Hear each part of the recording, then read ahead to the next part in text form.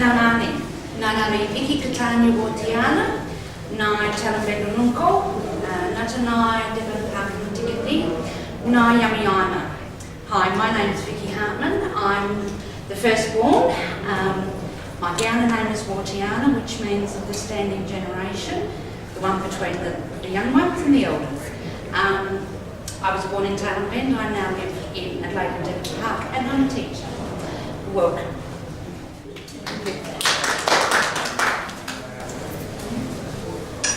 We're lucky having Vicky on our exam. I'd like to welcome all of you here today as well for our tiny little dialogue 3. But it's actually a topic that so many people are interested in and we need to keep addressing. And I'm going to hand over to Vicky to introduce our super special guest speaker today. Thank you. Thank you, John, for coming all the way from Melbourne to the SACAL dialogue. On behalf of the SACAL executive, we would really like to thank you for your generosity of your time and your contribution to the South Australian adult literacy field. You all get the bio of John, so I don't just want to read it again, okay? But the really important thing, I think the critical thing about John is that he comes from a teaching background.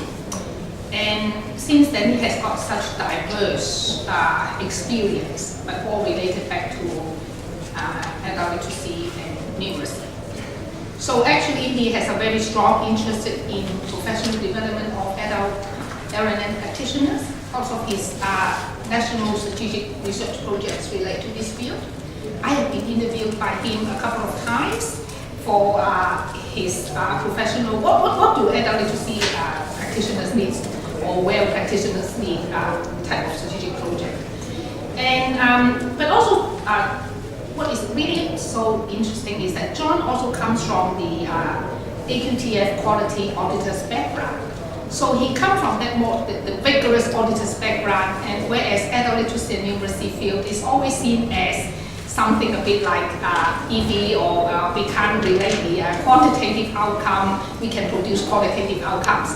So actually, we would like to hear from John is that with a recent very strong focus in adult literacy and foundation skills, LNN, there have been lots of, a couple of new qualifications coming up in the TAE, and the interest in LNN qualification has been very strong. But probably John can shed light on, from his research, from his strategic projects, from his AQTF quality work, he's also the manager of the Australian Well Practitioners Network. And he has got great interaction with well practitioners every day. He can shed more light on qualification is one side of the story. What really makes our field, adult literacy and numeracy practitioners? Are we really specialists? How are we different from the vocational training field? Are there any difference? Or there are lots of questions in our mind, is that how to define our field and what do we need to grow our practitioners in this era of big need of adult LNN practitioners. So I don't spend too much time, but I leave it with John, and then I think that our format is that after the presentations, we will open up with some, I think Teresa may want to share a few things, and then we will open up with lots of discussion. Okay, so welcome, John. Thank you for that wonderful welcome. It's a tall order. I'm going to try and put it all now. I've got lots to share with you. I'm just very concerned about the fact that this is a dialogue, and I'm also concerned about the feedback we got from people at the World Conference last year. And the feedback was very strongly, too much PowerPoint, too much presentation, we want more interactivity. And I've thought about that, and I've discussed it with my colleagues, and every time that we do something now in a public forum, we try and keep that in mind. So I've got lots to share with you, but I'm not going to do that. I'm going to keep it very short. This is a dialogue, and we want interactivity. So we're going to start with a little bit of interactivity shortly. I'll give you a bit of background about the areas in which we talked about, and then hopefully there was some really great dialogue. Okay. My background, as Wing says, is education. And And I was able to spend quite a few of those years actually representing industry, which was really refreshing for me. Yes, it is looking at skill development in industry, so skill education, but it's very much rubbing shoulders with employers, with industry people. When I was managing industry training boards over a period of 15 years, the key role was to represent industry to government so that we could identify what their training needs are and to make sure that that's sort of put into the training dollar. And I'm really happy to say what we're seeing in Victoria, we see happening in the other states. A lot of our manufacturing industries that I represented were actually going to private providers for training, which we thought quite interesting. At that time, of course, the majority of the training money was going to TAFE.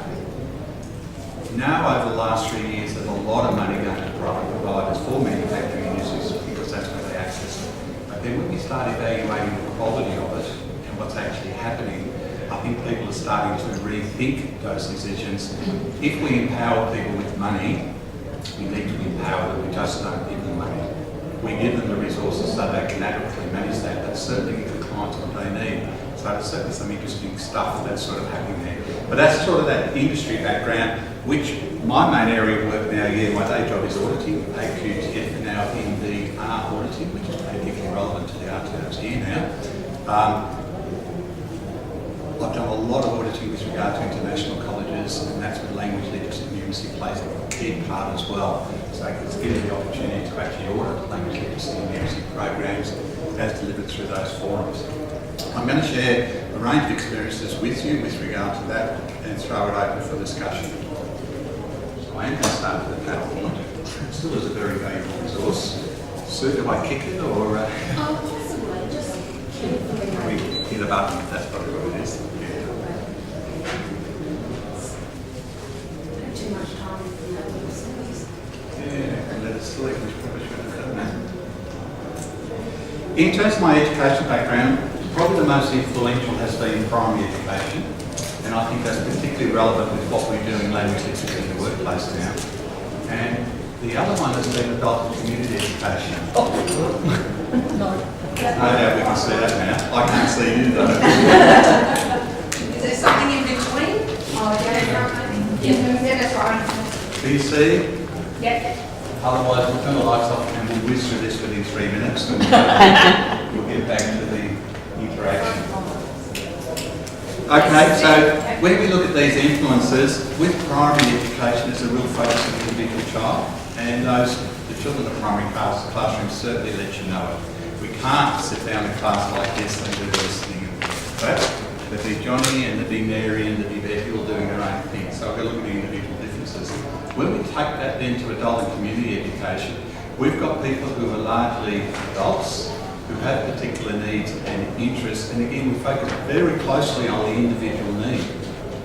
When we look at my experiences with secondary, and it was secondary science and maths, it was very much this type of situation. Here we go, folk, this is what we're learning today, open your textbook. It's not really that individualised.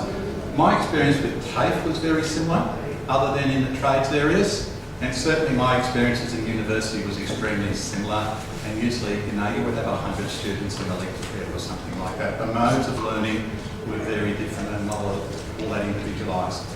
When we look at language literacy and numeracy, again, I think we focus on the individual largely. We need to do that, that's just the way that it happens. And I think it takes certain people to do that. I know a lot of my colleagues who lecture at university couldn't possibly have a dialogue with their students. I like being out the front with the slides and away you go. So yeah, different folks, different strokes, but I think it's a special calling when you do work in the language literacy and numeracy area, because you are devoted to individual differences and we work very hard at that. My main experience with language literacy and numeracy over the last few years has been the adult in the workplace. And I know language literacy and numeracy goes across the board. And I know it's very different when I look at international colleges developing an ESL program with their students compared to in the workplace. It's a nice diversity, but I certainly love that interaction when we're looking at the individual in the environment and helping them to develop skills which actually does empower them. What I said I'd try and do today is, okay, what contributes to the development of an effective literacy practitioner and also maintaining the edge. And I really want to focus on maintaining that edge. With regard to talking to these areas, I think we're talking about professionals in education in general, and then we're applying it to the LL&M field. So let's see how we go. Bearing in mind, we're talking about a dialogue today, so it's an exchange of ideas, not just mine, but all of us, okay?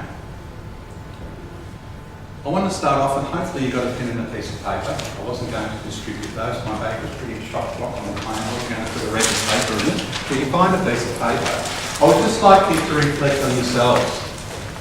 Reflect on, okay, this is me now, but I started somewhere. We were all born. But somewhere along the line we were thinking about our career. Somewhere along the line we were thinking about, I'd like to go in this direction, and we would plan our education pathway. Now, for many of us, that planned educational pathway probably went really skew with, because probably many of us aren't really where we plan to be at an early age. We're probably somewhere completely different. What I'd like you to do is to reflect on that piece of paper, what your pathway is from where I started when I was thinking about my career and my educational pathway to me now, where I am now. Now, I had to go at this myself, and I forgot to bring it, but it ended up a real spaghetti chart because it went in and out a lot of different areas. And it was a great thing for me to do because it sort of helped me reflect back where I have come from and some of the fantastic experiences I've had, let alone the frustrations, but doing the really fantastic experiences. Can you just have a go for yourself over the next 3 minutes? Try and track what your path is from where I started to where you are now, to me now.